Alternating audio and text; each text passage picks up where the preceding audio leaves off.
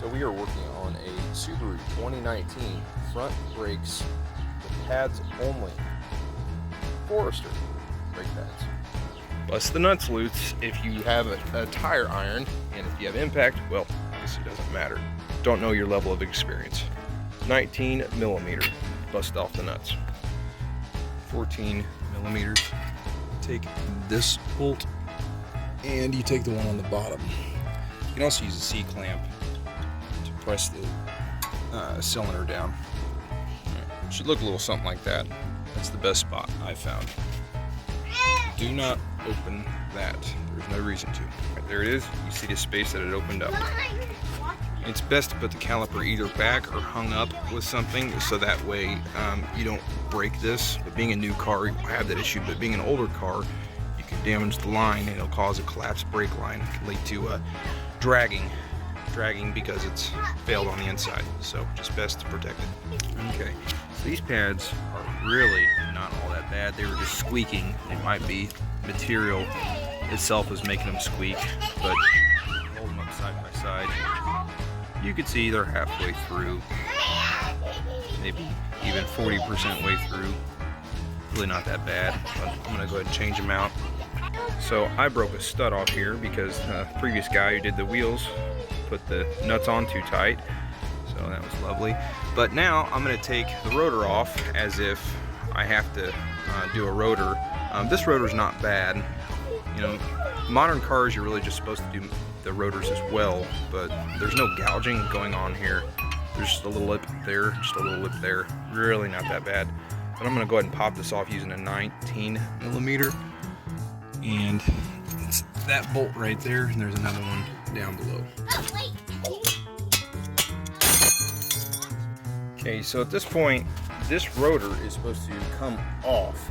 Now some are different, but on this car, you have to tap the front rotors like this, ever so carefully, since I'm trying to reuse it, not trying to warp it. And if you do hit it too hard or damage the rotor, you will notice pulsing in the brake pedal, especially since it's in the front. You'll feel it also in the wheel as well, jerking, if there wasn't before. But anyways, that's what we have. And in the middle, that is the hub nut. And if you were trying to mess with the hub nut, that is a 1 1/4. Well, it's not a 1 1/4, but if you, it's gonna be metric, not that. So just go to Google if you're trying to figure out what it is in metric and figure out the right size. Anyways, I'm gonna keep on moving on. Also, drive a screwdriver in there because that's the locking point. So that way it doesn't back off, and you need to undo that really before you go trying to drive it off.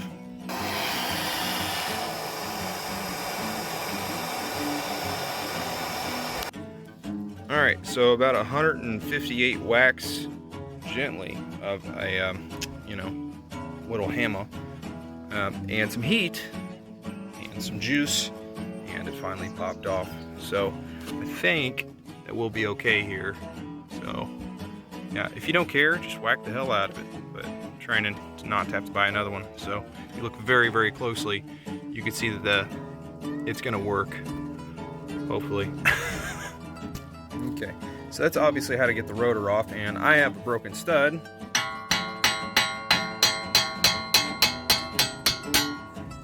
That easy. Come on, get out of there. Now, to get the new stud in is going to be pretty easy.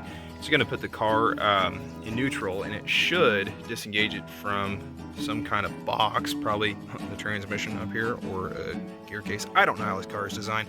But anyways, then I should be able to move this to the other side over here, and then I'll end up putting the new stud in place, pretend that's an empty hole, and there's just enough space where it'll clear that and it'll go in.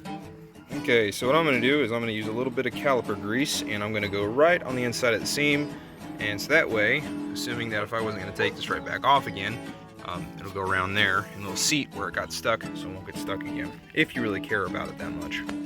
Okay, now these are our slides. These are designed to move back and forth, and feel free to pull these off and put a little bit of this on this and then stick it back in there. And if you do play that game, make sure that you pop these boots back in, because if you don't do it right, and you will, get a lot of dirt and grime up in there, and these things will seize up. So see how that one is? That one's in, and I'm using a blunt side screwdriver, so that way I don't tear it. Blunt side, yeah, I made it.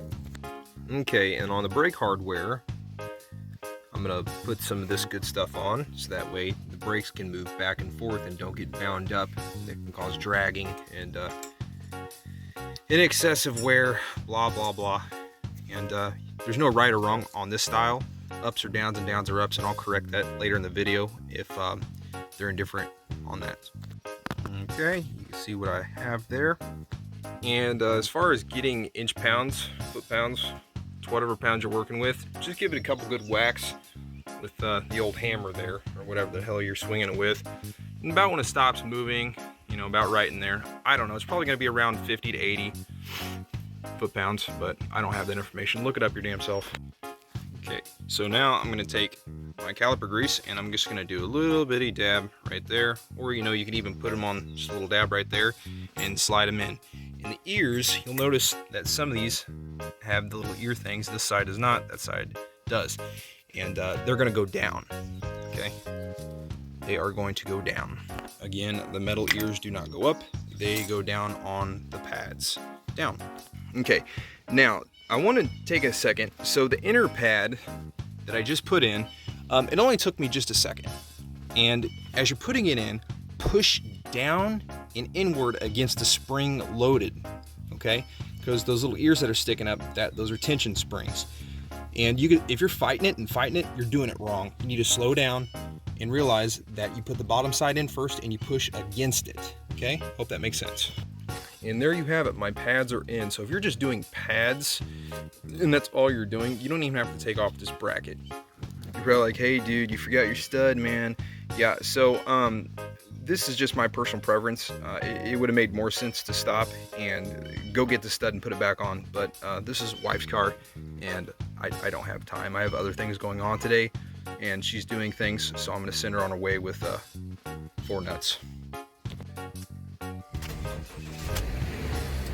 Okay, so the very most important thing of ever when doing a brake change is pump up the brakes, okay? Because right now, if I was to put my car in gear and hit my brakes and there's a huge hill, I would not stop until I would hit rock bottom. So, pump them up all the way to the floor. There, I got some pressure. Feels great. Okay. Now I'm gonna let the car warm up and I'm gonna take it for a spin.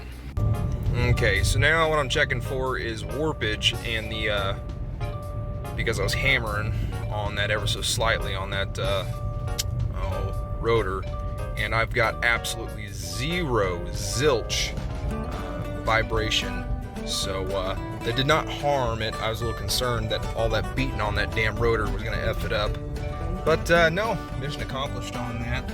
And now I get to fix the stud on a different day. Hey, wait, I am a stud. Hey, like and subscribe. I spend a great deal of my time getting my phone all fucking greasy for you as the viewer. And it'd be a huge help if you can aid in me getting monetized, because this is what I do part-time. And hope you like my harp, and have a nice day.